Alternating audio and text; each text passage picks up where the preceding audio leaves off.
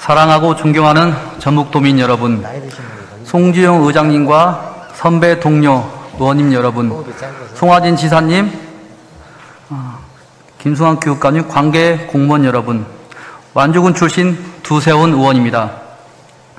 전라북도가 이번 6월부터 전 도민에게 1인당 10만 원씩 지급하는 전북형 재난지원금은 광역단체에선 경기도에 이어 두 번째이고, 재원은 전년도 순세계 잉여금 800만 원과 융자금을 받은 지역개발금 1,000억 원을 통하여 마련한 1,800억 원 전액을 도비로 지급할 계획입니다.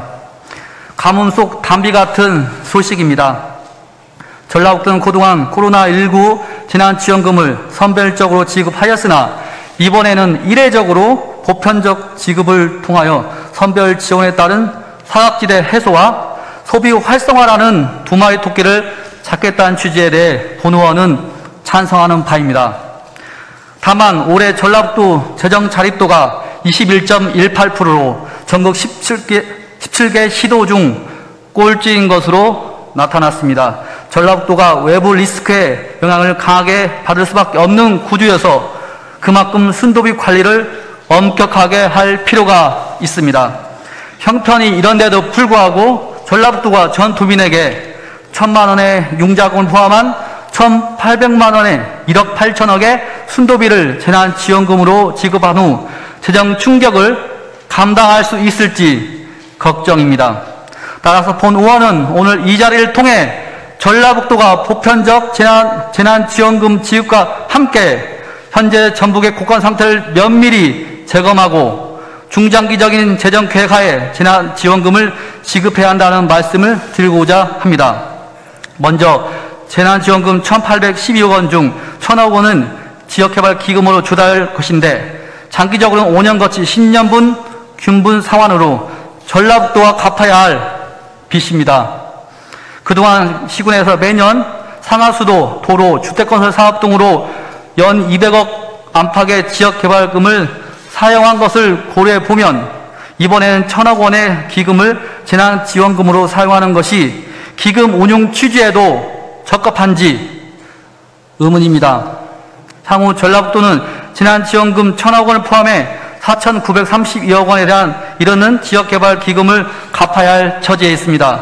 그래서 전라북도는 올해 차입금의 상환 시기가 도래하는 2027년부터는 10년 동안 매년 원금 기준 479억 원에서 350억 원 정도를 상환해야 합니다.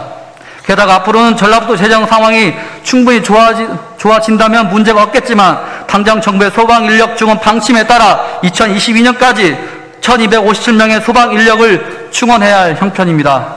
올해부터 2023년까지 전라북도 현장 인건비 기준 722억 원의 예산이 부족하고 매년 383억 원을 순도비로 부담해야 할 상황입니다. 또한 정부 재정 분권 정책에 따라 2023년도부터는 한시적으로 보전된 균특 지방이양 사업이 폐지되면서 2020년, 21년, 22년에 비해 순도비로 사용될 수 있는 지방소비세가 줄어들 것으로 예상됩니다. 이처럼 전라북도가 순도비로 부담해야 할 예산도 늘어나고 순도비로 갚아야 할 빚도 늘어나고 있는 상황이어서 현재 전라북도의 재정 여건이 녹록지 않습니다.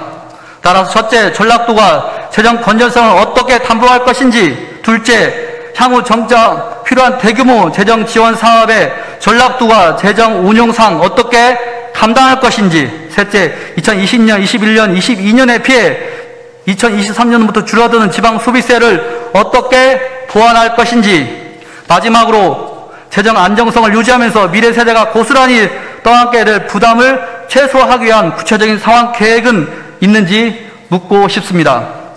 지사님, 코로나19 사태로 전북 경제가 꽁꽁 얼어붙은 상황에서 전 도민에게 재난지원금을 지급하는 것에 대해 본 의원을 포함하여 도민 대다수가 대체적으로 찬성하는 분위기입니다. 그러나 전북의 현실을 볼 때 전북 곳간이 그렇게 넉넉할까라는 우려 목소리가 나올 수밖에 없는 상황이기에 미래 세대를 위한 전북형 재난지원금 지급과 함께 재정 분담을 최소화할 수 있는 방안을 마련할 것을 강력히 촉구하면서 5분 발언을 마치겠습니다. 경청해 주셔서 감사합니다.